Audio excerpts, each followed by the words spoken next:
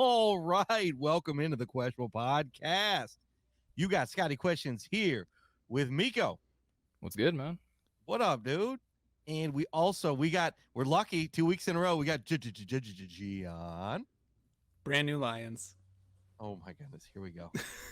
I love it. It's fitting. It's perfect. He's keeping it rolling. He's keeping it going.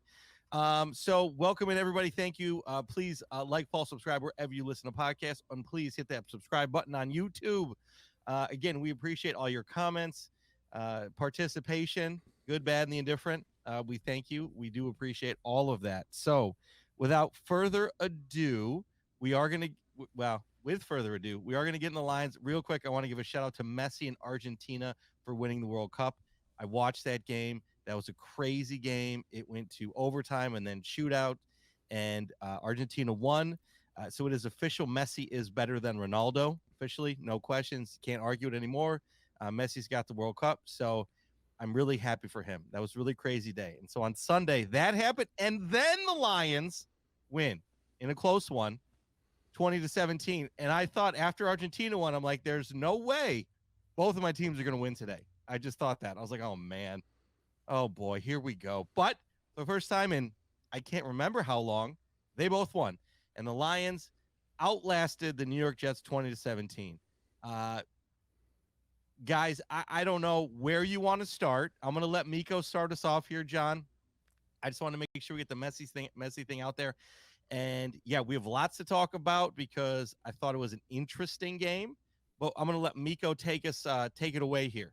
Miko? Yeah, no, I think it was an interesting game. It wasn't what it's been the last couple of weeks, right? It wasn't a roller coaster of like high excitement and high emotions. This was frustrating at times. This was annoying at times, and there were times where it definitely felt like the Lions were going to lose this game, and it didn't feel like a for sure win until Brock Wright got that, game-winning touchdown. And even that, it just kind of felt surreal, and it was just like, okay, like, they were finally able to deliver offensively.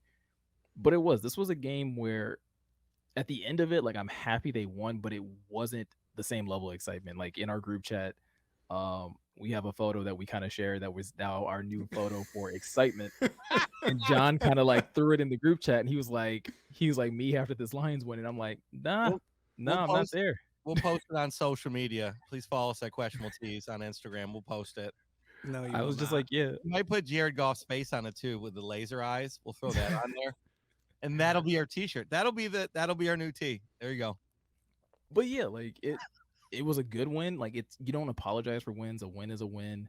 Like all of those adages, but it wasn't exciting. It wasn't something that, like, it was more of a sigh of relief, like getting out of a tough fight and you're just like, whew, we survived type of feeling. Gian? Yeah, I agree. Oh, okay. No, with all of that, I agree. But the funny thing was, so my dad has been like ragging on me for being like for defending this Lions team for so long. He called me, and he called me 2 times during the game to give me shit for being a Lions fan. Once when they were tied, and then again when we were down, he called. And when they were tied, he's like, "Oh, 2 scrub teams," and just that, like, the Lions have no. It was just preposterous, and he does it just because, I don't know, he thinks it's funny, I think. And so so I had to call him after the game and return the favor and like really rub it in his face that he was wrong and I was right, and he doesn't know anything and I know everything. And John, every son loves to do. Yeah, it would be great. Now, why don't I send you this as like a WAV file and you can play it for him? Let's go. I said the Lions won a game. Man, we going all the way. He'll love this. We about I to know. Yeah, he will. Because the Lions won a game. Now I know. Did your dad still have like a voicemail? Because of like, I would just like leave him a voicemail with just that. My dad. Amazing. I love my that, dad Miko. still has an AOL email account. Well, let's email that That's first. That's amazing. Because I just want to email. someone at AOL. Yeah. But no, Um, man, like, yeah, I- like, Scotty, what did you think of this game? Whew. So I started. Okay, so here, I get superstitious, right? So I've been picking the Lions, and I've been getting really nervous about it. So typically, I don't watch a game; I listen to it. So I got streaming in my pocket. I'm doing yard work. I'm working on shirts. I'm doing editing video. But Sunday, I was locked in. I was watching it. I'm like, okay, we're in. Kickoff watched it, and we look like shit. And I'm like, I'm turning it off. I text you guys, I'm turning it off. I'm like the 4th and 1. I'm like turning it off. I'm going to change the juju. And as soon as I turn it off, right, Raymond runs it back for TD. I go, I can't watch another Lions game ever. Like, I just can't. Like, it's I mean, that's fine. And that's it's fine. probably what's best. I mean, It if it's gonna like get us more wins, it's fine. I just, I'm I, willing, I yeah, can't. I'm willing for you to make that sacrifice. Dude, if I'll that's do gonna it for help the us team. win. I'll do it for the team. I'll do it for the fans. I'll do it for everybody. I don't care. I can't watch a game. I have to listen to the game, and that's it. So then that happened, right? So to me, the game was kind of an emotional roller coaster, right? Like our special teams played really well. Our defense, I mean, overall, and like I said in the text, you guys, I knew this would be a battle. After that, 4th and 1, right off the bat, he's going for it. Like, to me, that was the Jets. The Jets knew they had to stop him, right? If they don't stop us, that's like the game. It's like, we're not willing to defend our territory, right? We're going to let you come in here and go on a 4th and 1 and go walk in our end zone. And they said no. And that defense is no joke, right? Like, we talked about it. That defense is no joke. And they showed up. And Zach Efron, he was. Oh, Zach Wilson. Yeah, Okay, I'm like, Zach Efron, yeah. No, I mean, I'm kidding. He looks like one of those guys. Like, I'm acting playing quarterback, but he had something to prove. And so that was what kind of scared me. Like, oh man, he's got something to prove. The team's going to rally around him. This is a little scary. He had a couple good throws, but our defense, like we talk about, they bend, but they didn't break. And so it was a stressful game as I'm editing footage of Calvin Johnson. Yes, name drop. And yeah. So anyway, it was a tough listen. Let me put it that way. But it was a tough watch too. Like, I can only imagine what the watch was like. I can't watch it. But I'm going to wrap up, Miko. But like, all I wanted to say was, they found a way to win, right? Like, this is where teams, like, at the end of the day, they won, right? Like, the biggest thing, I was talking to John about this. What's interesting is, yes, Salah effed up his timeouts at the end. But one moment that stuck out to me, and it didn't matter, but you could argue it matters, is when Okudah stopped, I forget who, at the goal line, right? And he just didn't get in, and Okudah like stopped him at the goal line. yeah. And then they had 2 or 3 more plays to get in the end zone. They did, but it was like 2 or 3 more plays. So at the end of the game, right, they had 1 second left on the clock. And to me, where my mind goes, if he doesn't make that stop and those 2 and 3 plays don't happen, there's a minute on the clock, not 1 second at the end or more. So, you know what I mean? Because when, Miko, you were even like, with him scrambling, you're like, I knew it was a completion. As soon as Zach gets out of the pocket, I'm like, okay, they're connecting, but where is it? That was I knew it was going to be a completion when Anzalone missed. Yeah, and he was right there. He had his hand on him, and I'm like, oh my gosh, it's like couldn't be any closer because he had him like a grip. Yeah. And then he threw it, and I was just like, oh no.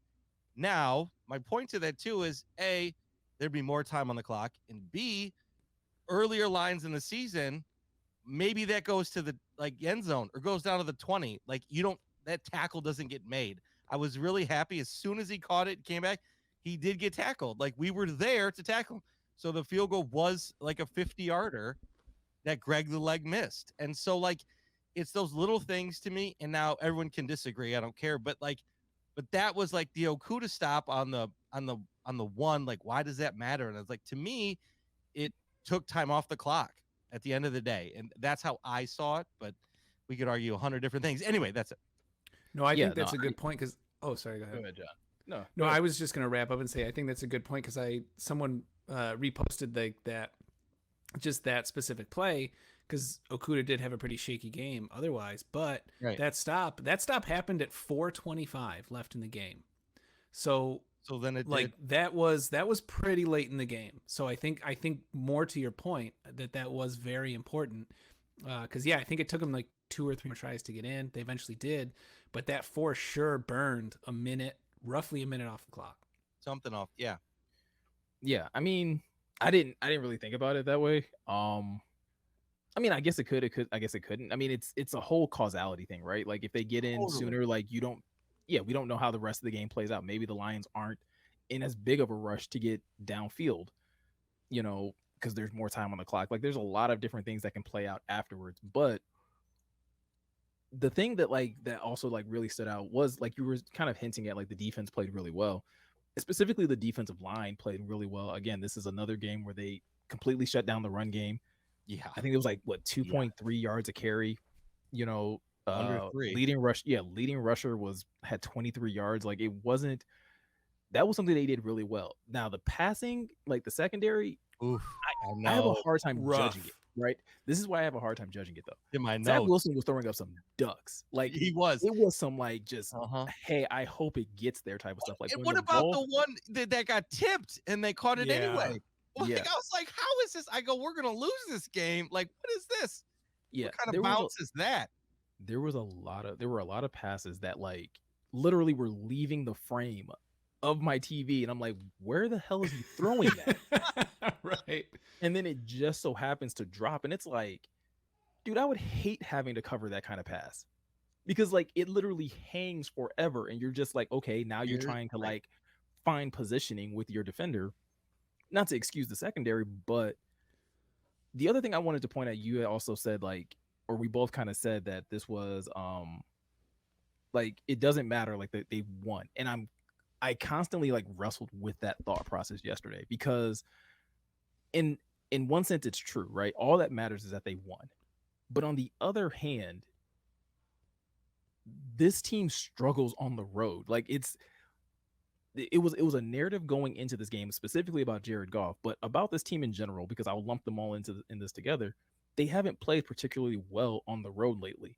This win streak that they've been on, and even like these good performances they've been on, have mostly been at home, aside from the Giants game. But everything else has mostly been at home. And again, though, we're seeing them on the road and they're struggling to kind of like be the same team that we see when they're, at Ford Field. So that was something that kind of like watching this game was just like, yeah, they won, but this is concerning to me. Like the way this team plays on the road is very concerning as a fan. Yeah, I would agree, Miko. I that we've talked about this, right? I think that's a narrative. Like we struggle on the road. I mean, Dan Campbell, his first road win was the Giants game, correct? Yeah. Okay, but they won that game. Then they've won the string, and they won the Jets game. Now it wasn't pretty. It was scary, and they pulled it out.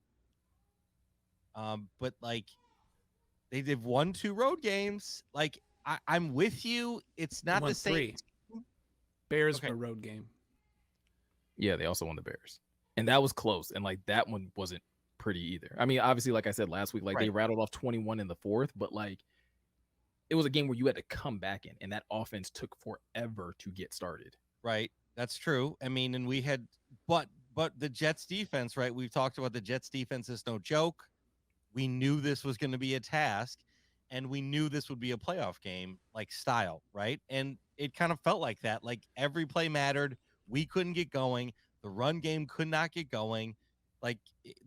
We had our problems, but they found a way to get it done, even with a 4th and 1. Like if we take 3 points on that, 3 points, it's I kind of if you take 3 points there, you don't get the 7, like because you got Right. 7 off of a punt. So like, oh great, okay, good point. No, So- okay, good point. All right, good point. Sorry, I didn't. yeah. So I'm not mad about Okay. like the 4th and 1, but to that point of like, Well well, said. that like this idea that like, well, we knew the Jets would be tough. True. We did. I still expected them to put up 25 points though, and like the way it's not the fact that this like Well, if he 'cause doesn't, we all kind of he said doesn't underthrow JMO. He does. We do. we all kind of said that this was going to be a drag it out fight. This was going to be a tough fight because this is a real defense. Like they are worthy of that number 3 rank. However, the way that Dan Campbell and company decided to go about their strategy, is what irritated me, because we talked about this and I was like, yo, I think this is a team that you just kind of like body blow and just kind of drag it out and wear them down.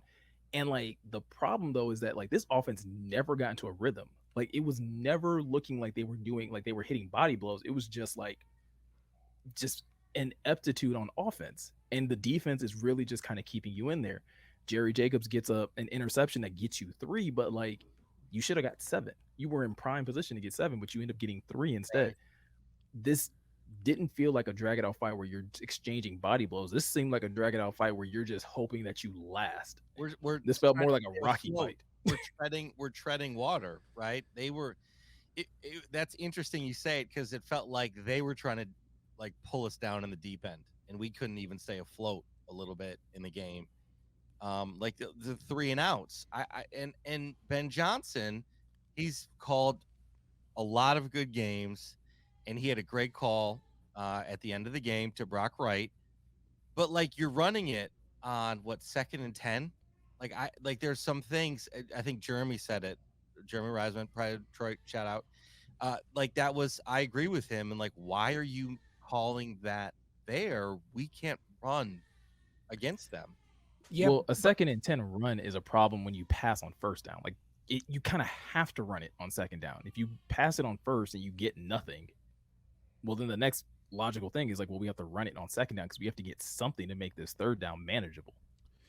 Yeah, and we were talking about this before we started recording, and I kind of want to push back on this on Miko's point a little bit, and because this is what we were getting into, and Scott was like, save it for the show. So I'm going to get into what I was about to say was I haven't pulled out in a minute, sorry, go ahead. Yep. And and it was basically, a lot of people were talking about the play calling, or at least the offensive performance and how lackluster it was. And I think that the Jets defense turned out to be as advertised. And we sitting here, we talked about it, and I think they stepped up for this game. They didn't have Quinnen Williams. They didn't have Joyner, their starting safety. And I think they were fighting for relevance too. And I think they stepped up as a unit. I think they're an emerging team, and Salah has been playing really well. And I think we were maybe not ready for how hard they were about to come. And I think, sorry that I just heard that, like how hard they were going to come at us on defense, defensively. But what I saw, I don't know if I saw like offensive ineptitude, but I think I saw like a defense that was performing so well that they were able to dictate how we played offense. And you talk about running on 2nd down, and I think one of Campbell's main game plan, like one of his main strategies here, was do not turn the ball over. Because I think if we commit a turnover, like that's it. So I think they limited. So I do think they kept Goff safe throws. He took a shot. He underthrew JMO, undoubtedly. But that was kind of it. And then I think they said, cool it. The corners were too good, and their linebackers are too athletic. And so I think it was more the skill and quality of the Jets defense dictating sort of what we could run. So this is why I kind of disagree. Well, not kind of. This is why I disagree. Because Jared Goff also had all day. No, this is why I disagree. Because he had all day to play. It wasn't like he was under constant pressure. It wasn't like I don't think he was stacked in that game. He was not. He was not. He was so. A lot of his, like, if you go back and think about it, a lot of his missed throws were just that. He missed. It was this idea of like, and I kind of said it in our group text, like this is one of the weaknesses in Jared Goff, is that like he 1-2 reads, awesome. He takes forever to get to that 3rd read. It takes him a lifetime to get to a check down, because there were so many times where whether it's Swift or Jackson, or maybe one of the tight ends where you're like, oh, they're like open in the flat, but he was holding so long on his first 2 reads, and it's like, dude, get to the 3rd read. And by the time he finally gets there, they're covered. And it's just like, this isn't, like I said, this isn't necessarily bashing him, but it's like, this is where like it's a problem, because this is the only time we see this is when they play Yeah. outside and when they play on the road. When he was playing at home, we were not seeing these issues. He was hitting his first and second reads like it was no problem. And John, you had brought this to our attention last week in the group text about how the Jets supposedly play cover 3 mostly, and that's supposedly the coverage that Jared Goff is best against. It didn't look like that in this game. Yeah. So when you're not dealing with pressure, you're supposedly playing against coverage that you're supposed to be optimal in, and it really just looks like you're not making decisions quickly enough or not pulling the trigger on certain like decisions. Yeah, it looks like ineptitude, because if he was being pressured, I would understand. I'd be like, yo, you know what? The Jets really kind of like stood up and they really like made it hard on Goff. It did not look like that at all. So Yeah, I guess. Sorry. Can I hop in? May I hop? No. May I hop in, John? Sure. Did You're you on the say clock. yes or no? Going. What? for it. I'm on the clock. Yes. Yeah, you're on Is the it clock. Oh, okay. All right. You're delay. wasting your time now. No, I just want to talk really slowly now. No, but Jared Goff, he had time in the pocket. They were clearly dialing up plays down the field. I don't know how to watch the game. Like, do we know how to watch the game? We can see the full field, because I want to see like if someone was open down the field. Because Miko, to your point, him getting to the reads like 1, 2, 3, like I just want to know how many times they sent Chark or JMO, like, and where they sent them, and if they were even close to being open. And if it's, and my question is, I just want proof that, oh, that dude's open, and like Aaron Rodgers will make that throw, or someone else can make that 2 throw, years ago. or no, not today, clearly, but like, well, they're winning right now, 24-12. But like, what I'm saying is, like, is Goff scared of making the mistake? And I think that was the point. Yeah. Real quick, this game felt like they didn't want to lose it, right, for a while. And I think Dan Campbell said it, like, at halftime, I think he told them, like, don't not lose the game, play the game. And wherever the chips fall, let them fall. Now, I am paraphrasing, but I think we were trying not to lose the game is what it felt like in the first half. In the second half, we let enough go where we won the game. I just want to see if they were open down the field, like even a little bit, because Goff, dude, the Jameson toss was annoying. Like he stopped. It was a Tyreek Hill, right? Where Tyreek Hill goes and runs, he stops, catches it, but like he couldn't catch that. It wasn't even close. So I mean, it was close, but it was contested. It went from being like a catch, like an easy like walk-in touchdown to touchdown. Yeah, I got to come back to the ball. But no, like, and that's like, Scott, I know you were listening to the game, but like watching it, like there are times in the pocket where you can see he's looking deep, or he's at least looking past 10 yards. He's looking past 10 yards to make a play, and he's not throwing it. And I rewatched it's hard to know. Replay. I saw him. He's looking downfield, Miko. Right? I rewatched a condensed version, but like he's looking, and like he wants to go, but like he doesn't. Yeah, and so like that becomes the question of, clearly like those plays were drawn up. Clearly that was part of the game plan, was to kind of test the Jets deep. And I don't know, to your point, because we don't have like that type of like visual coverage of it, to know if no one was truly open or if he's just not pulling the trigger. What makes me think that there were more times where he just wasn't pulling the trigger is typically when a secondary is playing lockdown like that, they get highlighted in the game. Like, hey, this is how great the secondary is playing. Guys are covered, this, that, and the third. I think I remember that happening like once or twice in this game where it was they didn't show it again. Like Goff had to throw this away. Nobody's open. I just didn't feel like that was the case in this game. And again, even some of the throws where he threw it short, where it's like, okay, let's do some catch and run stuff. Either they were missed. Dan Campbell mentioned a couple drops. It just like, it didn't feel like this team was in a rhythm that they are usually in, or at least that they've been in the last 4 or 5 games. Yeah, I have a question. Do we think that Goff has the arm for Jameson? Like straight up right now? Like, I mean, I think. Good. No, I'm going there. I'm going there. I'm going in. But John, go ahead. Well, I wasn't ready for you to go there, but I think that question's irrelevant. I was gonna say the same thing because I feel like we all kind of like we know know. the answer to it, Okay, but so like I'm he just still has to make it work. Well, Okay. yeah, and I think that That's will a no. like the chemistry. It was like because I was talking to you was that like yesterday with Yes. like because we saw Goff go through 1, 2, and he's staring Jameson down. Jameson's so fast. I don't think Goff has adjusted to it yet. Like I think Goff needs to like drop back, boom, launch it, and Jameson will just go get it. I think like that's in that rhythm that they need to get in. Like that will come with time. Hopefully it'll come in time before the end of the season. Hopefully in a week. Yeah, hopefully in a week. But I think that is one thing that they're going to work on together is that like because if Goff holds on to it for like 2 seconds, no, he doesn't have the arm to get it to him in stride where he's 3 steps past the last defender. As we saw, someone did a freeze frame of like where JMO was in relation to the Jet secondary, and he had like 4 steps on all of them. And so I think, yeah, so anyway, but I think that's just chemistry, and I think that's something that Ben Johnson can and Dan Campbell can figure out. I don't think it's because like yeah, Goff isn't, I don't know, like Josh Allen or Mahomes or Aaron Rodgers where he could just, or Stafford in his prime, just heave at 80 yards.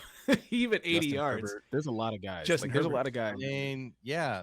Look in that no, but that's what I'll piggyback off of what John's saying. Like I don't think it's relevant because just because he can't throw it deep to one guy doesn't like affect the other guys he has to throw it to. If he's hitting everybody else, like he's got to figure out the JMO thing. And to John's point, I do think it becomes like a chemistry / anticipation type of thing where don't throw it to him once he's clearly open. You're going to have to throw it with the anticipation that he's going to outrun the coverage. So you're going to have to throw it to a spot and expect JMO to just hit the spot. Miko, I think that's the best take of this. That's kind of what I'm saying. So but what I in rewatching this, Goff, he's standing in the pocket for a while. And so there's a couple of times where he like wants to throw like deep. You know he's trying to like the play is deep. Like how close is it? I'd like some visual proof. I have to look that up. I'll figure it out. Oh, but you can. So that was another thing I was going to say. You can. I don't know if it's like a subscription package, but you can, or like if it's available for free. That makes. I don't think it's available for free, but there's this thing. It's called the All 22, and apparently you can get access to all 22 like cameras that they use to like cover the football field. So like they like just made this available like last year, 2 years ago, 3 years ago. But yeah, you can buy a subscription. You can get like literally every single camera angle that is in an arena. Yeah, because I think it's supposed to be available via like NFL Plus. Yeah. So as a soccer and hockey player, like seeing the whole field, like yeah. I mean, because when I'm at the games, I'm like, oh my gosh, you can see the play develop, right? On TV, they have it so tight because it's made for TV. But anyway, because it's within like a 10-yard shot, right? Like all you really care about is where they are and where the next first down is realistically. And once the ball's hiked, like you care about where the quarterback is. We're just trying to get deep into investigations. But we need to collect evidence. I need to know what happened. But this they is don't another show thing me it on Fox. This is another thing that I will highlight, like kind of point to, and I hate that. Like I said this in the text, like I hate that I have this like that out of this game comes this narrative, but like. This game highlighted the weaknesses that Jared Goff has. And it sucks because going into this game, I wanted him to prove all the naysayers wrong because everybody was talking about how he doesn't play in cold weather, how he doesn't play great outdoors. And I was like, let's like prove them wrong. Let's just like prove that it was just because he didn't have all of his weapons. And then he goes out and he plays like this. And it's like everything I feel like I've been saying the last couple of weeks kind of showed up. If guys weren't like wide open, he was having a hard time like hitting guys. That pass to Brock, right? Well, the first 2 passes, the first one Brock should have obviously caught. The second one that he did catch though, wide open. Jared makes that pass easy because there's no coverage that he has to contend with. He doesn't have to place For the like ball 20 yards. special. He better make that pass, Yeah. Miko, right? Like it's like he better make that pass. But Miko, to your point, the only person, in my opinion, he'll throw to tight coverage is Amon-Ra. Like he had a couple that were tight coverage. He had a couple darts in there, yeah, where he had to like kind of like Had to squeeze fit it in. it in. Yeah.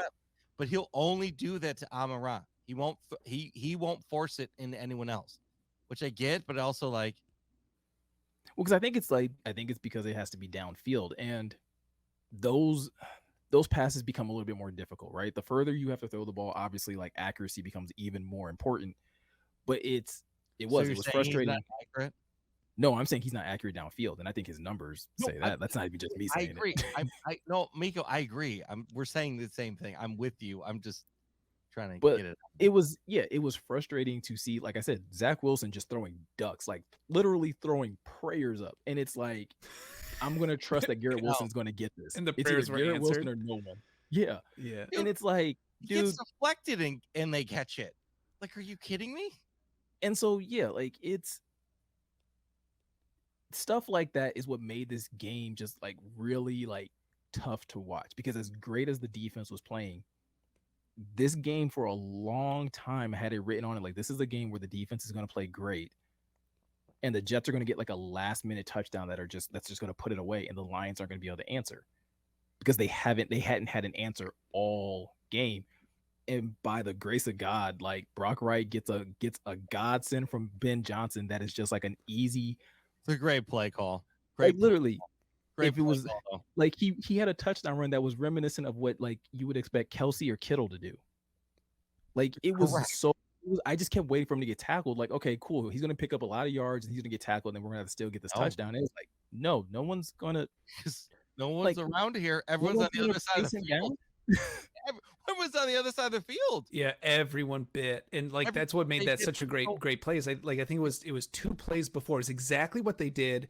It was exactly what Ben Johnson did on the Penei Sewell snag, which was they sent I think they sent James Mitchell in motion, or they sent Penei Sewell in motion like 2 or 3 plays before that, and he blocked. And so that when he did that again on that famous play, like everyone thought he was going to block. And on the Brock Wright touchdown, Amon-Ra went in motion 2 plays before, and then they go to Amon-Ra. This one, 4th and inches, Amon-Ra goes into motion. Mr. Fourth and inches, Amon-Ra himself, he goes in motion, and the entire they bite.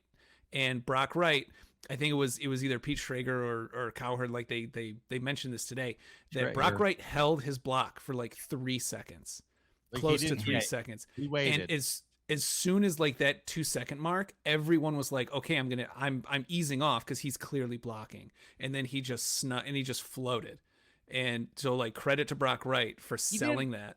Yeah, I'm gonna say he didn't float. Dude hauled ass. Like he blocked and then he floated and then he floated was down the line. Yeah. But what I'm saying is when he was running, like I saw a couple replays of this, dude was trucking. Yeah, dude, he has a second gear for sure. He was running. I'm like, he was hauling ass down this. I'm like, what? I'm like, okay, like Miko, to your point of like, okay, you're gonna get tackled. I'm like, wait, but you're going and you're going. Yeah, like he's still going, and he's the Energizer Bunny. I'm trying to pull it up. Do you guys? So was that play action or was that just a straight drop back? I feel like it was play action. Oof. No, I want to say straight drop back. Straight drop back too. Because Amon-Ra was in motion and then they just snapped it. Because the thing that was like really weird about that play was that like, Justin Jackson was the running back in on that play. It wasn't Jamal and it wasn't Swift. So it was like really interesting to me that they weren't playing pass. Was it shotgun? Was it shotgun with the running back next to him? That's the only other. Oh, I don't know. I think it was shotgun with with Jackson next to him.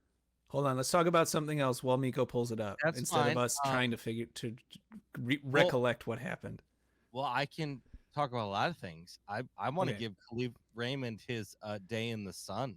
Oh, Uh, and I've got some stuff to do about that, but I feel like that's another Like, topic. it is. I just but want to close out the golf talk with I close still it think it out. was I still think it was a facet of the Jets defense playing really, really well.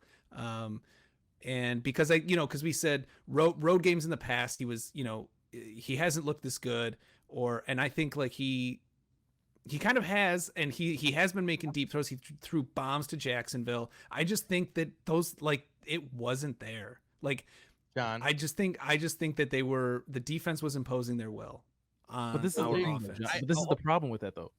It's I can kind of agree with you and be like, yes, in one sense, Jacksonville is, I mean, that the Jets are just that good, right? Jets, But on the other hand, he has also played just like this. And he went into this game only having thrown 2 touchdowns on the road. Now he's up to 3. Like, Yeah, but I don't hold on, know. Let me hop in. I'm gonna hop in, guys. I think we can meet in the middle. And No. I don't think we have to meet in the middle. I think we can just kind of stay on our sides. No, what I want to say is he didn't throw a turnover. Like, he didn't do a Yeah, golf that's what- moment. Like, he didn't golf it up, right? He did not do that. Maybe he was conservative in moments. He could have thrown a deep ball. He did not throw. He did not do what he did in New England, right? He did not Right. force it. He did not push it down the field like that he thought people want him to do. No, they're like, do be yourself, but like be conservative. Like, he just didn't mess it up, I guess, right? Which is, Yeah. I think that was, But I think that that's was why- part of the game plan. Like, I think that was part of the game plan. Like, call it conservative, call it what you will, but like, I think I call it AG terrible. and- I'm not. No, I'm gonna call it terrible. It's a because you're in. No. Because it's one thing if you're gonna be like, hey, we're gonna play the pass game safe. Your entire offense was not efficient. Your entire offense. The only reason that you were in this game is because, to what Scott was leading to, Khalif Raymond takes a punt back for a touchdown, and Jerry Jacobs gets you an interception that gets you into field goal range. Outside of that, and outside of a miracle throw at the end to Brock Wright, your offense did not function, and this has been a problem on the road. Outside of the Chicago game and outside of the Giants game, which was still facilitated mostly by your defense, putting you in position to score. Yeah, but I see that's, I feel like,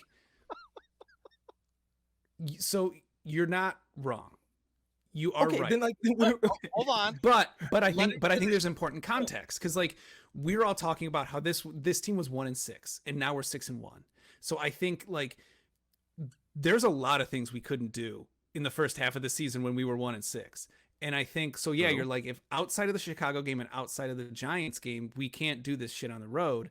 But like the Giants game and the Bears game happened in this window where we've effectively turned it around. No, because like offensively, again in the Giants game, I think he still only threw for like 164 with no touchdowns. Okay. Yeah, but the Guys. offense was going and we were dominating the game. Like, I don't know. No. But like, hold on. Again, going back to that though, a facet of your offense worked. That's what I'm saying. Is like Right. your quarterback as a solo entity is not functioning well on the road. And it was a Yeah. narrative going into this game that I We thought all was agree proven wrong. We need a new And it's- quarterback. I'm Like, not necessarily saying I'm not saying this is not a topic to be like, hey, this is why Goff isn't the guy. This is to say this offense is not in sync on the road. Okay. Sorry, go ahead. Finish your No, like and that's basically it. Apologies. Like they're not in sync. They're again specifically. Honestly, if we want to take like a really nice fine tooth comb through this, the running game the last few games hasn't really Not been good. hasn't been all that Yeah. great. We've had no Yeah. running game.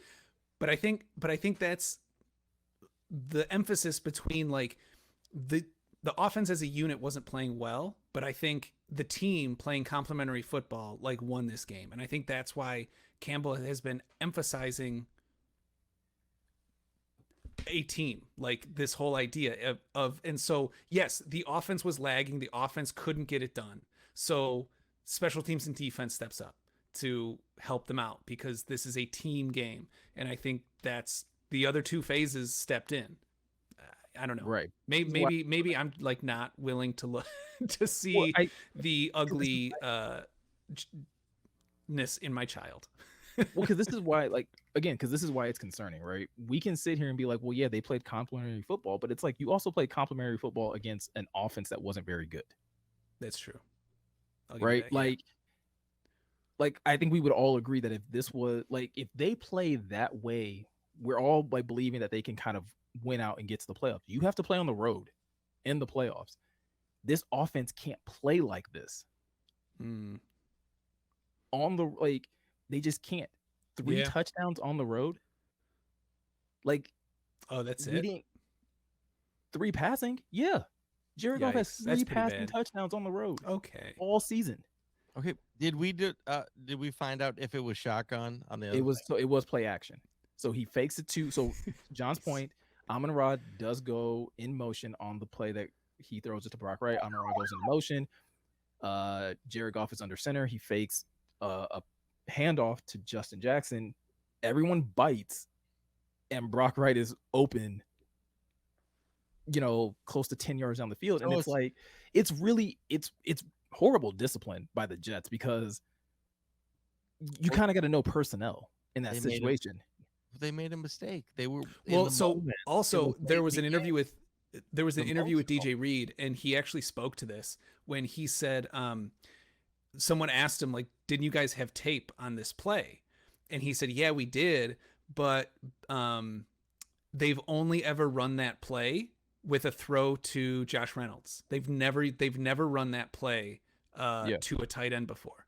And he like specifically like, so yeah, I think, yeah, they bit, and they obviously they got but what it was like, I think it was a little bit of like, I mean, because they were talking about it on the broadcast, and I do believe this to be true. I think they thought it was going to be run the whole way. The problem that I have with that is that it's Justin Jackson. It wasn't. If it was Jamal, I would understand. I would understand why you would bite, because it's Jamal, or even if it was Swift. You know what's funny to me? The run wasn't working. Why would you even use the run?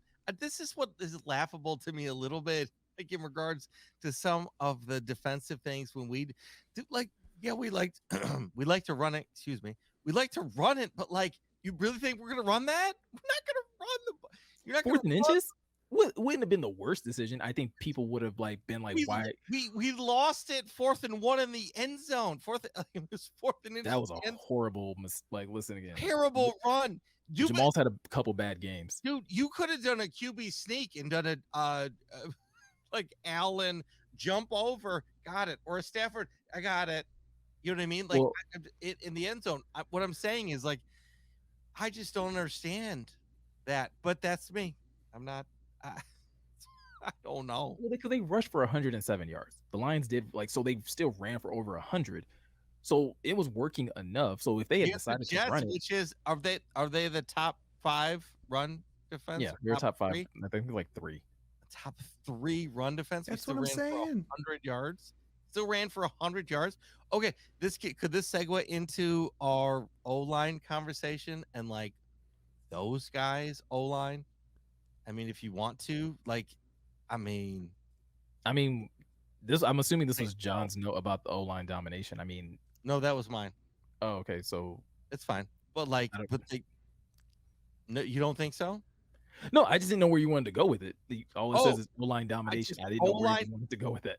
Like, so, sorry, my note. O-line domination. Yeah, dude, like, Goff didn't get sacked, and they protected him. He had chances to throw it downfield.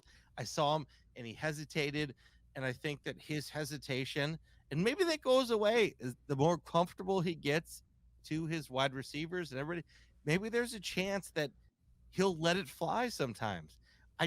He's got to not underthrow it, but that's neither here nor there. I just think that the O-line has provided a pocket for Goff to feel comfortable. And we've talked about this about Goff, and we've talked about mental health and all the stuff with Goff, like his like perception and how he needs to feel safe. He could not feel safer on any O-line. I mean, Colin Cowherd said this O-line is better than the O-line that Stafford took to the Super Bowl. Now, we don't really care about Colin, but I mean, our whole line is so good. Now we had some mistakes. Yeah, we had some holding. A lot of things happened, but I mean, he didn't get sacked against one of the top defenses in the NFL this year. I mean, like, what else? I just want to give them their flowers. That's all. No, I think like they've been playing well. I think we've been giving them a lot of credit this year because I mean, again, when the run game is doing well, it's because of the O line. When the pass game is typically going well, it's mostly because of the O line. Those guys have shown up game in, game out. The thing that like makes me like scrunch up my face though is when we like, and it just kind of dawned on me when you were talking. How long are we going to keep like this narrative of like, hey, when Jared Goff gets comfortable? Great like we're pretty late in the season and we're still talking about comfort. Well, but we were talking about him connecting with Jameson and having to build that relationship. Like, so I think that Jameson, okay, oh God, I'm going to nerd out. So Jameson is our deep threat. DJ Chark is our less deep threat, right? Amon-Ra's our like middle of the field, yeah, with the tight ends, right? So I don't think Jared Goff has ever had a Jameson Williams, right? Brandon He's Cooks. Never. What? Brandon Cooks. In LA? In LA. No, I disagree. I don't think Brandon Cooks is as fast. You disagree? Yeah, I do. You're on crack. You clear? No. You think this was the Jameson, reason why? Hold on. You think Jameson is not as fast as Brandon Cooks? I think that Brandon Cooks, for what Jared Goff had, was the fastest receiver he's ever had. And Brandon Cooks, it was absolutely. Do you think Jameson is faster than Brandon Cooks? Right now, yes, but it's not by like it's not like it. No. We're not gonna make this seem like Brandon Cooks runs a 4.5 and then Jameson runs a 4.2, 4.3. No, Brandon Cooks runs like a 4.3, 4.4. Let's not do this. Nope, we're not doing that. Well, we can do it.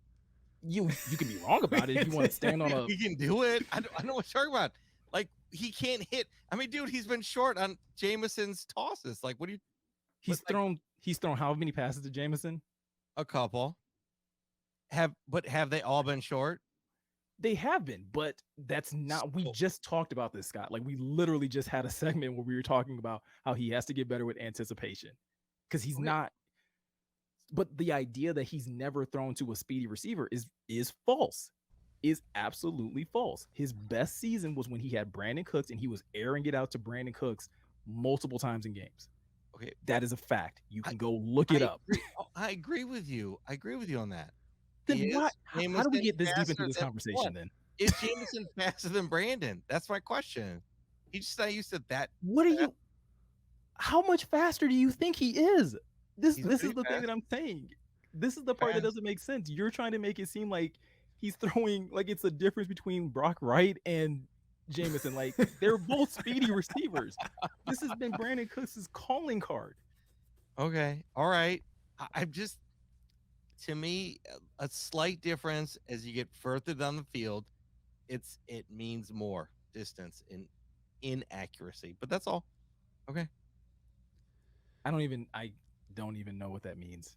So what it means is, John, you want? Well, I was gonna say I maybe like the same thing in a different way, and it's that there are still deficiencies in Goff's game. I think that's unquestionable, or undeniable, and but I think from where Goff is in December of 2022 to where he was in September 2022 to where he was in September 2021.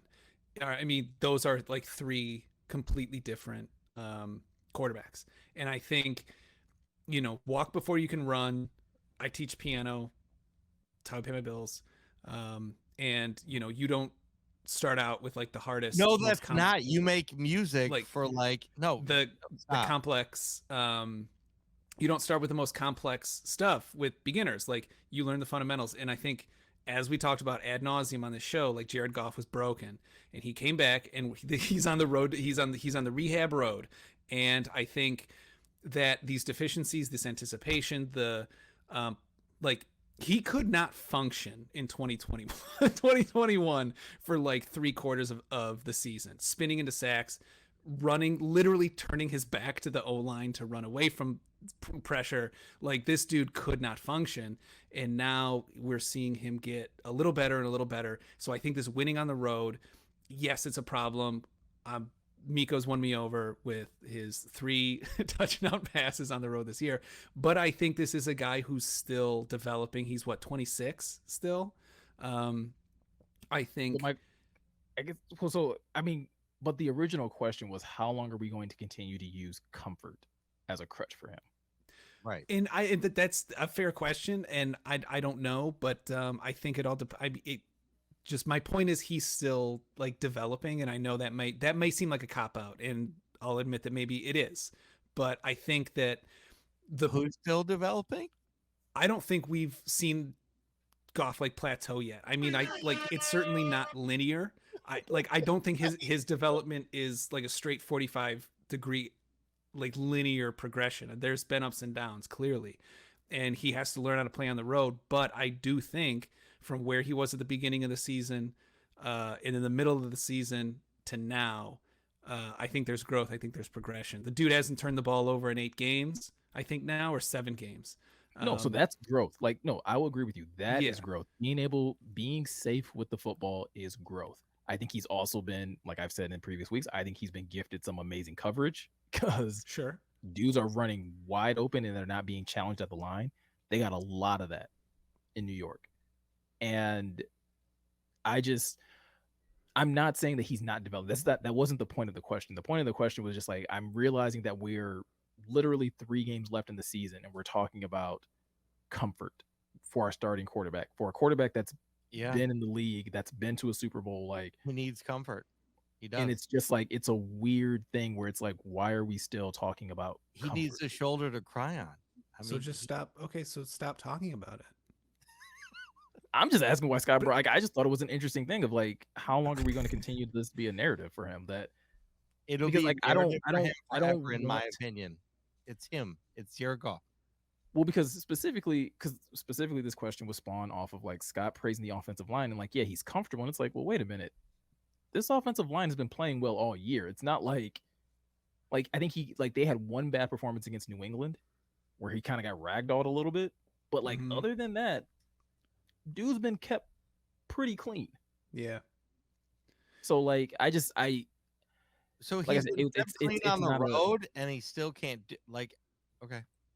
Yeah, it's just like I said, the whole thing was really just like that word kind of triggered me where it's like, I don't want to talk about I don't want to talk about comfort with my starting quarterback. Yeah. Like when we're talking about a playoff push, because you're about to go into the playoffs, which is going to be a very uncomfortable situation. Playoffs?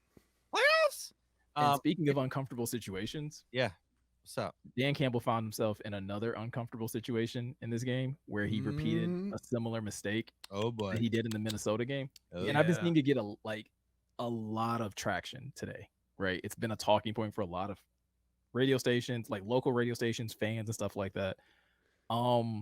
Where Dan Campbell decided to attempt. You guys remember the 54-yard field goal? Yeah, instead of punting. Instead of punting or going for it. Or going for 54-yard. Yeah.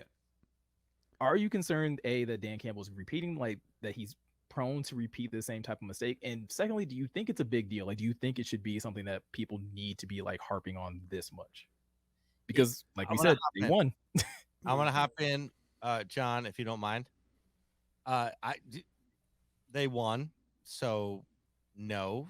But if they lost, I mean, it's an easy cop out. But he has to seriously consider and reconsider what he's doing in a bunch of situations. So I don't. It's what, John? So I just anything. Don't. Okay, sorry. I thought you did. I'm delayed over here. Sorry. Apologies, everybody. No, I really I think that he's learning from his mistakes, but slightly, not as much as I'd like to see. That's all. I'm gonna like that Michael Scott quote where he's like, I wouldn't say I'm superstitious, but I am a little stitious. I wouldn't. I Nice. wouldn't say I'm like super concerned.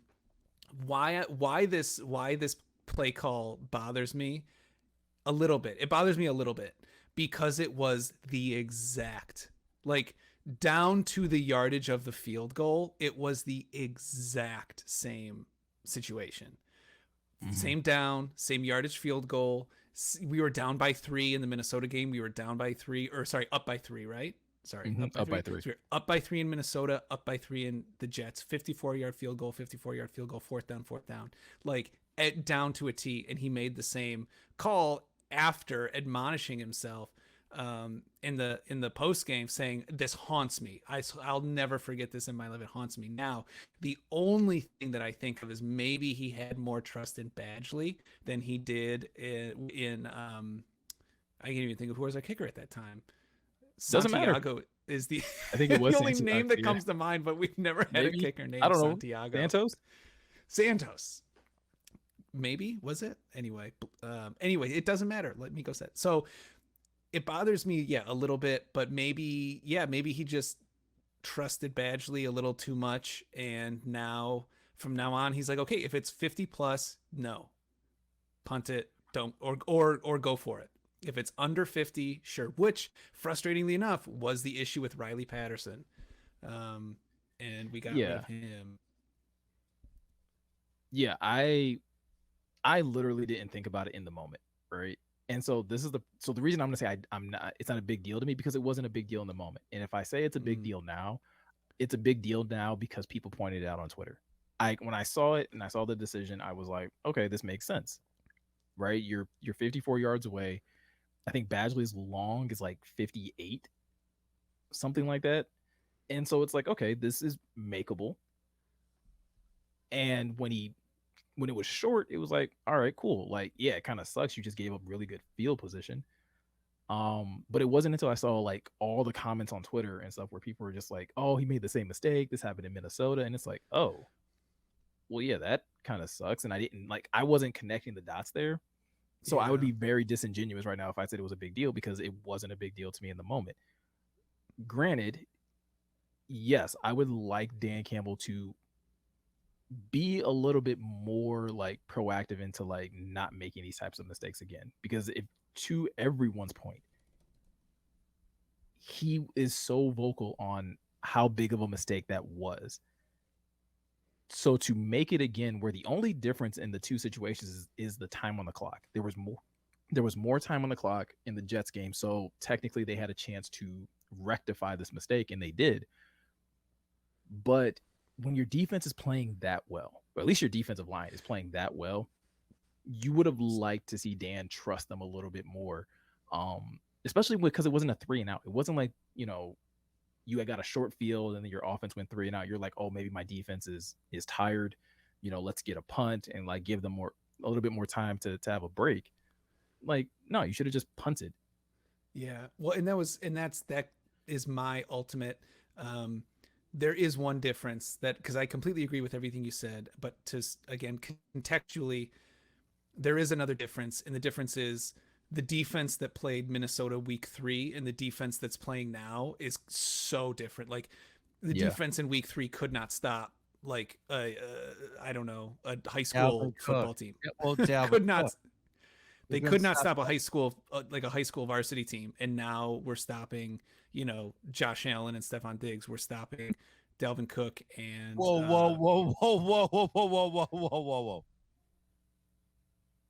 Like, really? Yeah. We're stopping like Stephon Diggs? I mean, we limited. Like, that wasn't like limited. Not stopping. I'm just sorry, John. I didn't mean to be.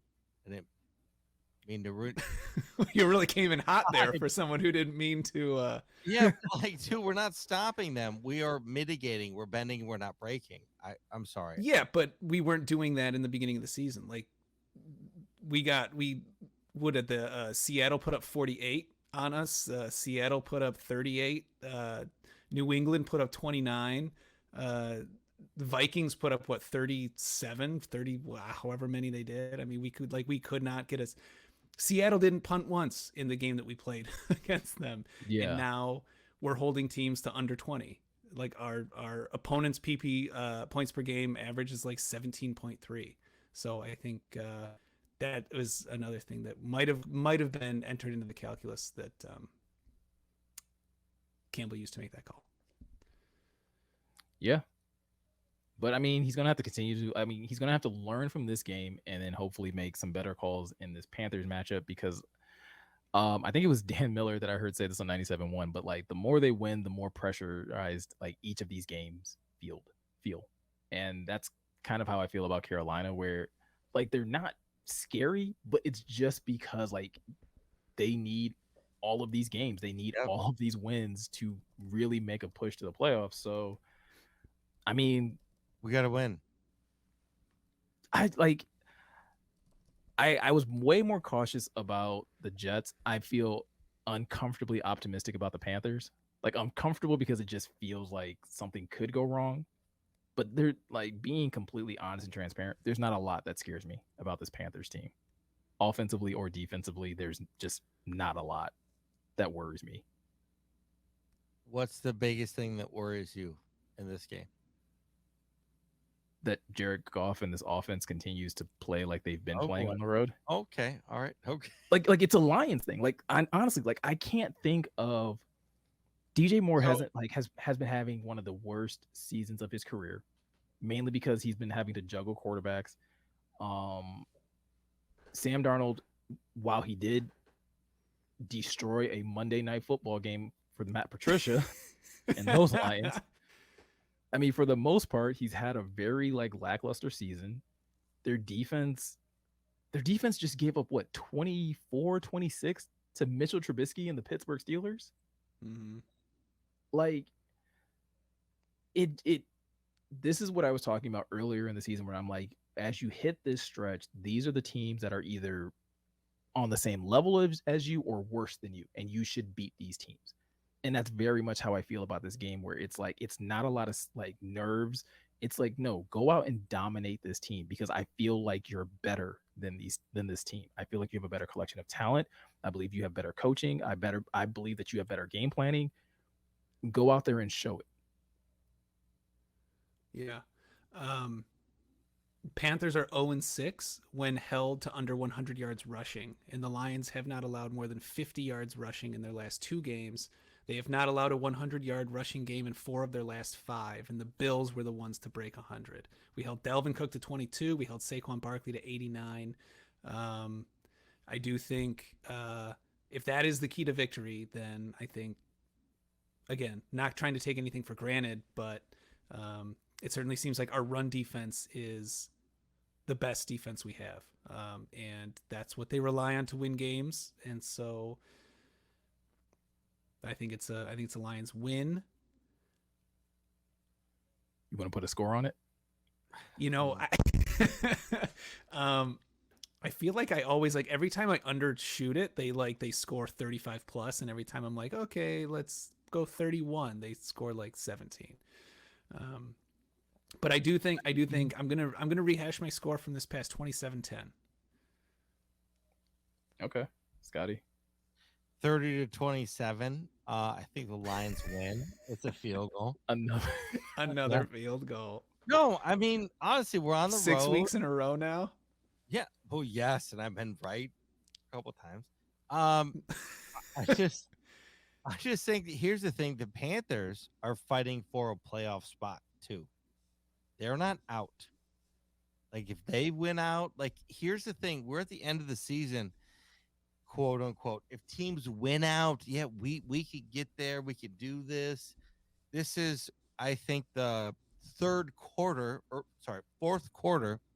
of the NFL season, and everyone is motivating people to win. So yeah, I think it's a field goal.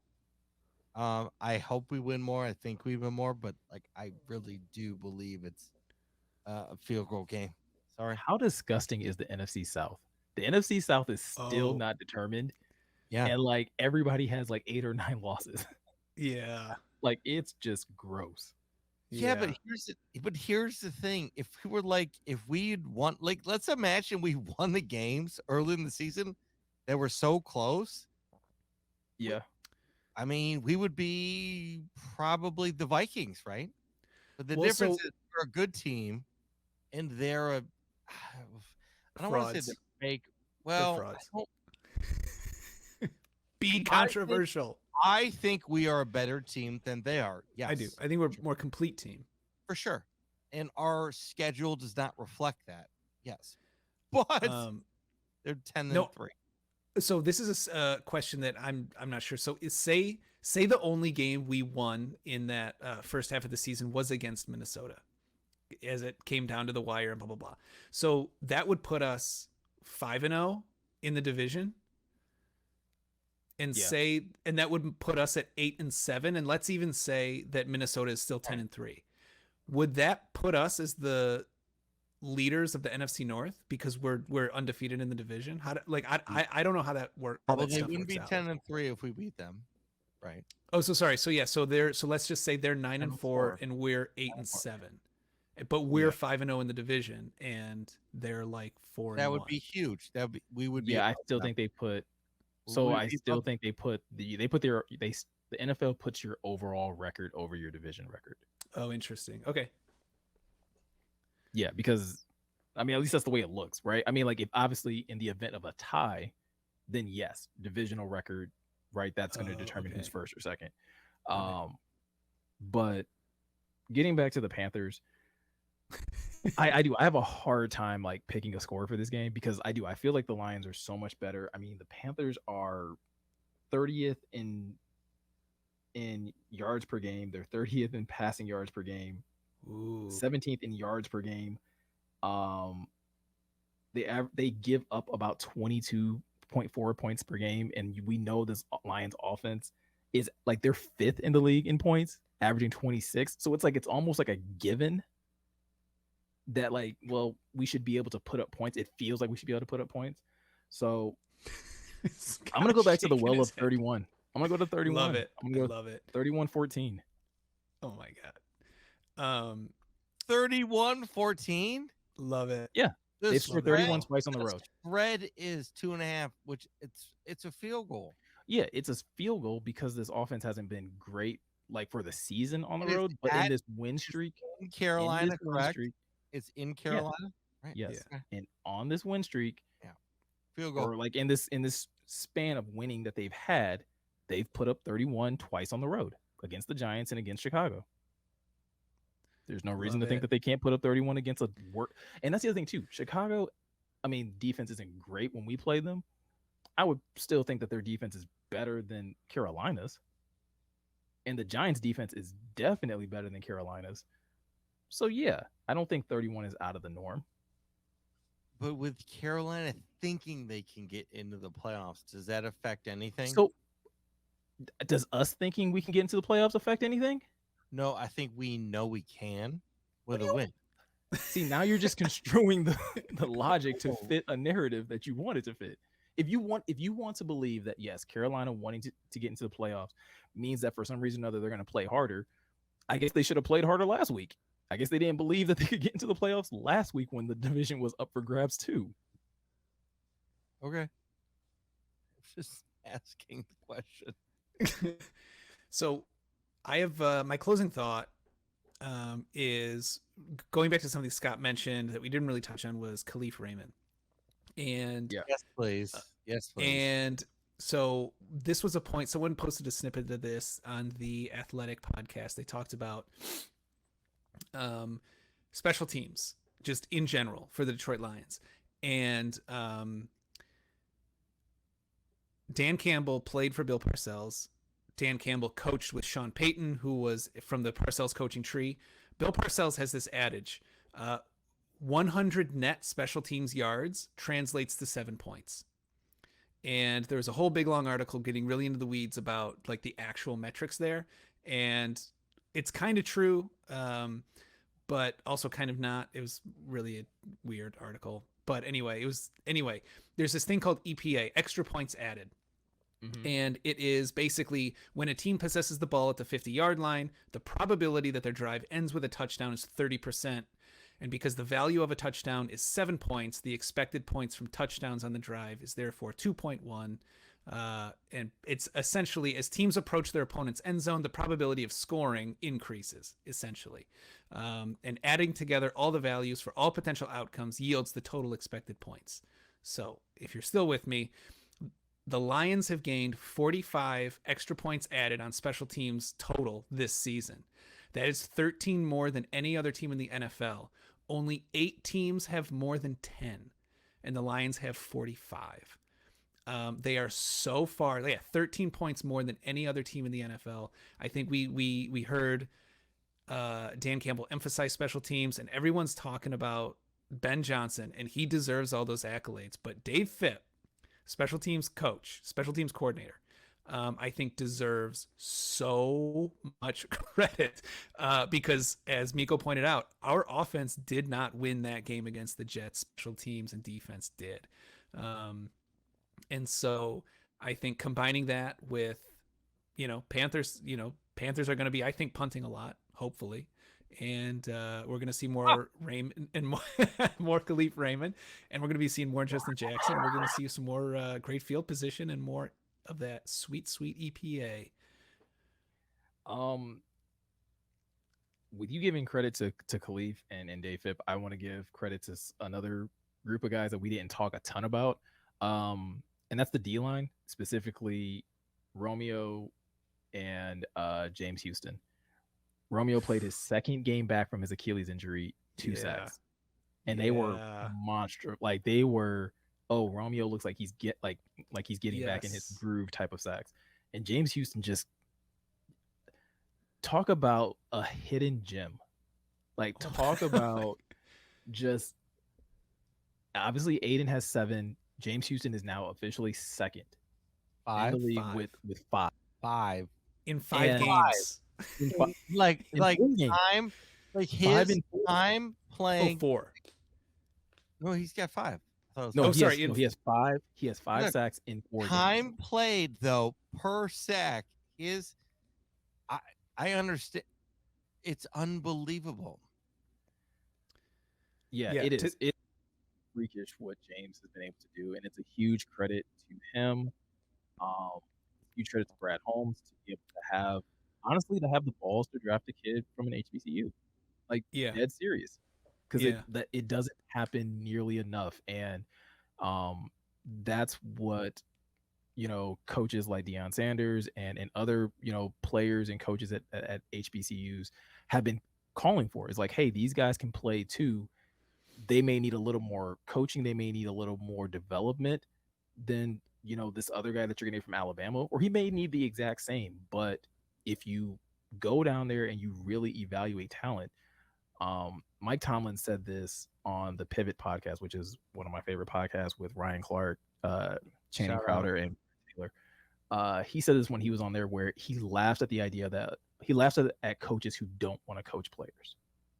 And I think James Houston is a true testament to a coaching staff that was determined to coach and develop a player. And he's showing 100%. And plus, and I think you said credit to him. And there was an article, I don't know if it was on Pride of Detroit or I don't know where it was, but it was just said the relationship that James Houston developed with specifically Taylor Decker. And James Houston was just attached to Decker's hip. And Todd Wash saw that. Hank Fraley saw that. And so then James Houston starts talking with the O-line coach and starts running drills specifically with Taylor Decker and Taylor Decker absolutely worked James Houston for the first half of the season. And because he was shorter, he's lighter, and Taylor Decker just manhandled him. But after every practice, James Houston was saying, what if I did this? How about this? What do you look for when I do this? And that little hop, that apparently came from a conversation with Taylor Decker. With Taylor Decker said, if you can get the O-line, if you can get guys, if you can get someone like me to stop moving our feet, you will have us beat. You will beat us. If as soon as we stop moving our feet, we're done. And so James Houston said, okay. And so that's where the little hop came from. And then Houston said, okay, I'm faster than these guys and I can get lower than they can.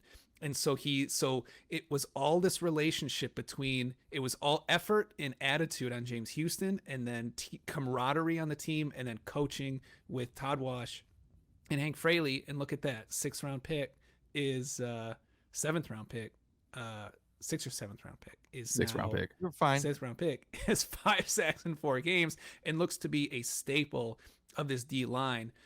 Quick note about his contract, which was pretty interesting. Because he did not make the final roster and cleared waivers, that negated his drafted rookie contract. So when the Lions signed him from the practice squad to the active roster, Basically it was only free. it's a 2-year, $1.5 million deal. So he's not on that 4-year with the 5th-year option as per all rookie deals because he didn't make the roster and was signed back. Kind of Not all interesting rookie how all deals. that contrast. Oh, Not all rookie deals have 5th-year options. It's only the first round picks who have a 5th-year option. Okay. Yeah, all that stuff is pretty it's new to me and Regardless, fascinating. money saved is money earned. Well, no, that's not money saved because now you have to pay him sooner. And if he produces like Yeah, this exactly. next year, That's fine. Would you not pay him? I'm just saying, no, you absolutely would pay him. But Right, like- what do you pay a 6th round pick though? Right? Like just- because if what I'm saying you- is because you still have to pay Aiden. You still have that's what I'm saying is that you are going to have to, if you're Brad Holmes, and I trust Brad Holmes to figure it out, but he's going to have to navigate that when you have other premier positions that you're also going to have to pay. And James Houston, now if he plays, let's say James ends the season with 7, and then he comes back next year and he gets double digits, well, you got to pay him double digit sack money or lose him. Like Dr. Detroit loves that phrase, double-digit does. sack money. Yeah. So, but Nico, to your point, regardless, I believe in Holmes to work it out because you have to. You scored him. You got to figure it out, right? Yeah, you got to figure out a way to keep him. You figure it out, dude. You scored him in a late round. Remember, we had the visual up of him in his suit. He had the big brown suit. Yeah. Family, dude, like that was, and we talked about this. Like, you have to figure out how to keep him. If he's gonna do it, gotta do it. I don't know if we're wrapping up, but I have this is probably the last thing that I really have to say, and it's not going to be I'm done. popular. Ooh. It's not going to be popular, and people are going to hate it in the Ooh. comments. But I'm going to say it. Ooh. Sauce Gardner is your defensive rookie of the year. What? Oh. Sorry. Sauce Gardner is your defensive rookie of the year. They didn't throw to the dude, not once. Yeah. Now, hold on. My question is, if Aiden gets to 10 sacks or 11, does that change it at all? Not for me, dude. You're not throwing to a rookie corner, and rookie corners are What known to. if get Aiden worked. gets to 13 or 14? What if he mean, gets it'll to be 30. It'll be yes. Listen, Hold on, if Chuck, Aiden gets- stop demeaning my argument. Like, if Aiden gets double-digit sacks, I think it becomes more of a conversation. But Sauce has done this all year. Like that's the thing that's insane. okay, Rookie all right. corners don't do this. No, it's unreal, and you're correct. But what does Aiden need to do to compete with it? That's my question then. If He does. He has to get double-digit sacks. He has to probably get. He's What at is it? 7 now. yeah, he's at but, like, 7 what's now. the number? What's the number? I guess is my question. Probably 12. 7. He needs 5. He In 3 could games. do it. Now, here's my other question. What if Houston gets or like What if he maintains? what if Houston keeps playing Listen here. and James Houston would Houston be- gets 14 sacks? Let's 14. throw it out there. He gets 9 Hey. sacks in 3 games. He might. If he does that, he'll go into the Hall of Fame at the end of the season. Like just go put him in there. I don't think it's ever Best happened. In the Rookie league. ever. But like I said, like Lions fans aren't gonna like it. he might. But I think if you're honest with yourself, like it just is. I mean, think about how great of a corner that Darius Slay is. Darius Slay was drafted in the second He's round, a shutdown corner. He's a shutdown. got- Corner. Yeah. but he was a second round pick and got lit up his first year. Got absolutely lit up. We saw the Agreed. struggles that Jeff has had. Patrick Surtain was probably the best at the time. Well, Patrick Surtain and Jalen Ramsey were probably like some of the best corners to come out in their rookie years. And I don't think they've done what Sauce has done. Like Right. that's just Yeah. people typically try rookie corners. Like even if they've been playing well, you're gonna be like, nah, we're gonna test him to see if he's really like if the hype is real. They didn't test the kid. Yeah, that's true. Where was he I drafted? want it. Hold on. I want to jump in and be like, is Third? Goff scared of the kid? Fourth, third or fourth. Yeah, he is. What do you mean? Well, that's my point. That's okay. It's deep.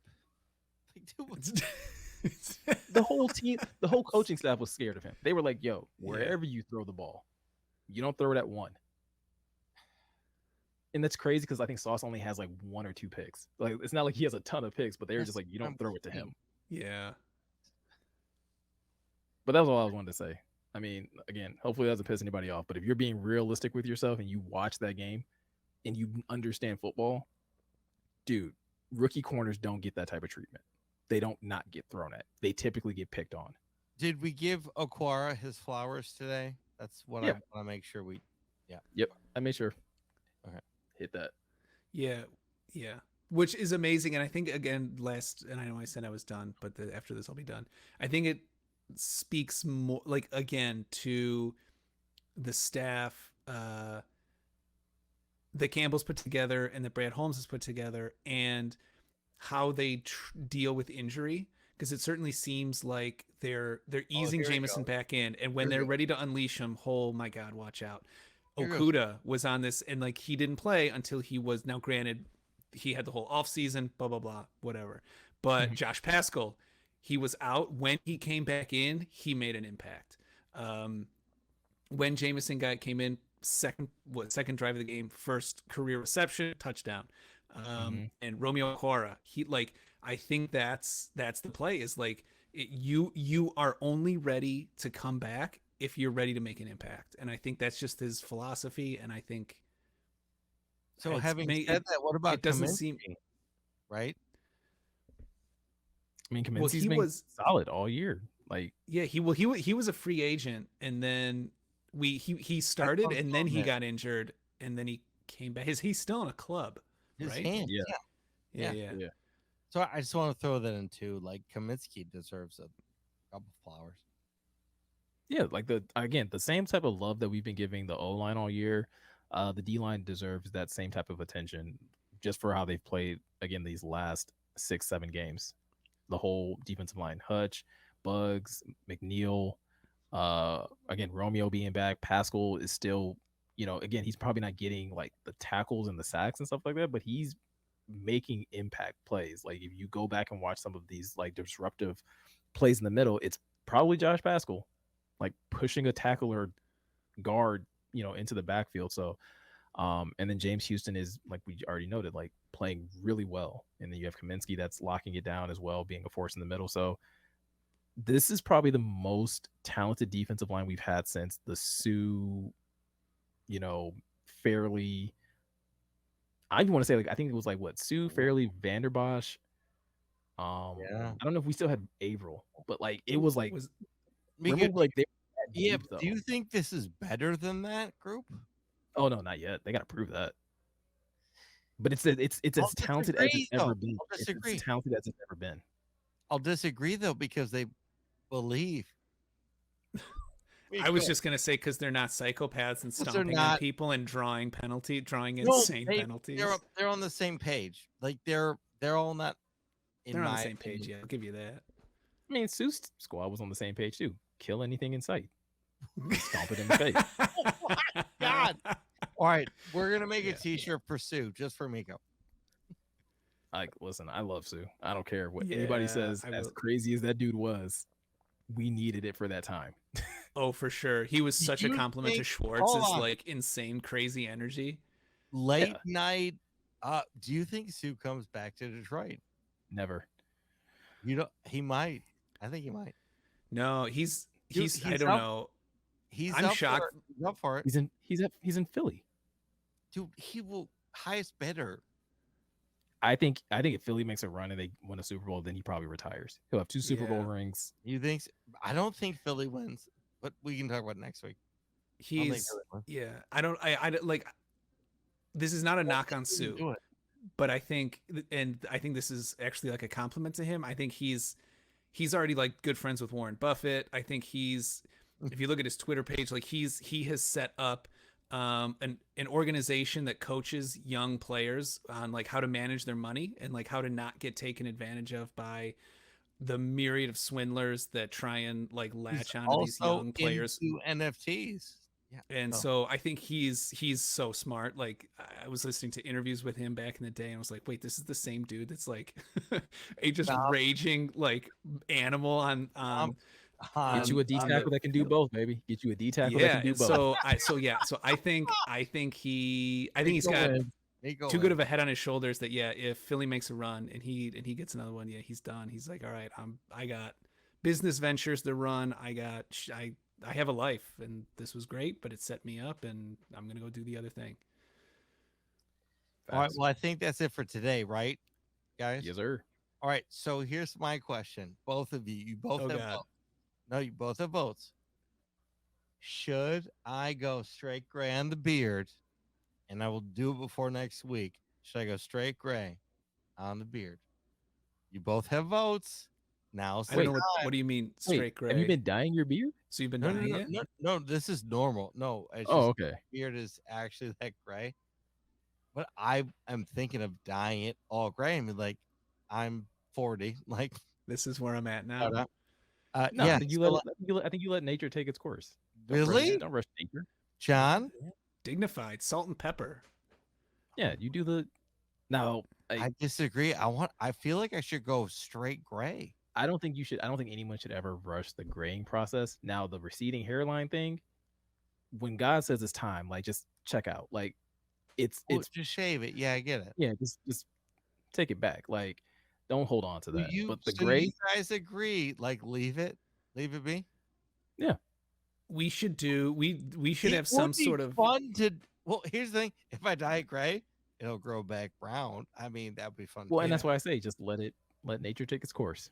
Okay. But we should do a thing like if the Lions win. Let's do a bet. We'll do a bet. We'll do some kind of bet where Scott has to do gray or Honolulu blue streaks in his beard. If they make the playoffs, then what? Okay. If they make the playoffs, if they get blue beard, Honolulu blue beard. Yeah, I'm gonna. Nico, are you with him? This is a bet that's gonna have. Yeah, you should do it. Yes, I'm not dyeing my beard. I'm not touching. No, I'm just saying, like I was gonna dye it. Great. So okay, so if they streaks, you don't have to go entirely blue. Just maybe like streak it. Just streak it. John, have you bet me before? Like, yeah, I think there's no half measures. No, it'll be all blue. I will have a blue beard for all of January. It's fine. We should have just made it like a subscriber goal. Like, hey, we get to like 500 subscribers. Scott has to dye the beard. Okay, Nico, for next year, here's the thing: we might have a good NFL team. We can work it, but next year, that's the thing. Let's play with my beard next year. I mean, yeah, why not? Let's put Scott's day job at risk for subscribers. No, that's never. It's fine. It's fine. Listen, this man shaved his whole face one time. I know the guy. I know the guy. Yeah. Fine. No, you'll be good. Miko's. Nice. Yeah, okay. We know the guy. Anyway, so that's it. Anything else? Nah, man. Anything else? Laura, Khalif, Brock. Oh my God, Brock, right? Yeah, so that's it. Please like, follow, subscribe wherever you listen to podcasts. Also, hit that subscribe button on YouTube. If you have not, fucking do it right now. Right now. If you're listening to me right now, hit the fucking button. That's all I got. I love you guys. Love my family. Nico? Yeah, shout out to my family. Shout out to my girls. Yeah, shout out to all of you guys watching and commenting. Yeah, leave a comment below if you want Scott to dye his beard blue. And yeah, shout out to you guys. We'll take votes.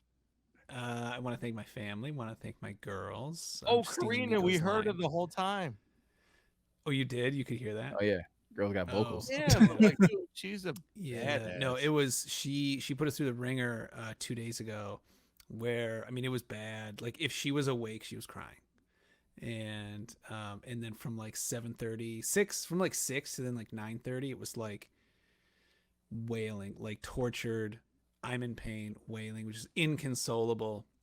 But then she slept like almost 5 hours, and then the next day she slept for 3 hours, and then got up at 8, and then slept for 3 hours, and then got up, and then it was like, oh my God, this is incredible.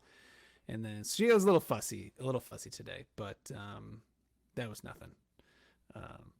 But she's really settling down, and my wife and I could not be happier about it. She's adorable, man. The pictures have been great that I've been seeing on Instagram. Thank you. That doesn't even do it justice. We certainly think so. Yeah. I mean, she looks so much better than John. Thank goodness. Oh, I know. Yeah. Thank goodness. God. No, I always said, like you, I'd be concerned. I always said if she gets Rachel's brains, Rachel's skin, Rachel's disposition, her sunny outlook on life, Never gonna happen. and then, but if she gets, so long as she gets my hair, I'll be like, that's the best. That's the best I have to offer. She did. And this kid is this kid is like 2 months old, and it looks like this, like 8 weeks old. Yeah, you didn't tell everybody about your transplant. You're gonna send me some hair for my beard, right? Dude, no, kidding. I can mail you some hair. My mother-in-law cuts my hair. I'll put it in an envelope. John, I'm kidding. Miko got the joke. Oh, you're definitely getting an envelope full of hair now, and I'm gonna get put on like a serial killer watch list. Right. So, just get it to the scalp if you're gonna send it. I was gonna say because like that, don't put that in your beard. I need to like re-embed it into my head. It's fine. Oh, okay. I didn't think I wear hats. Anything for you, Scott? No, I just love you both, and like Merry Christmas and Happy Holidays. Because it'll be past Christmas the next time we. Yeah, that's the thing. Oh yeah. I just want to make sure everybody's aware. Like Miko and I and John, we've done everything to get out those orders before Christmas. So we thank you for your support. A lot of Dan Riccardi stuff is going out. So shout out to DMAC, Fighting at the Joe. And we love you all. We appreciate you. Anything we can do, let us know. And Rodari Speaks needs Lions gear. He said it tonight at 4:00, and we are reaching out to Derry Speaks, Locked on Lions, and he'll be wearing some questionable stuff in the next 7 days, guaranteed, because it's already backed guaranteed. Yep, guaranteed. So anyway, having said that, thank you all. Love you guys, and this is Questionable Podcast out.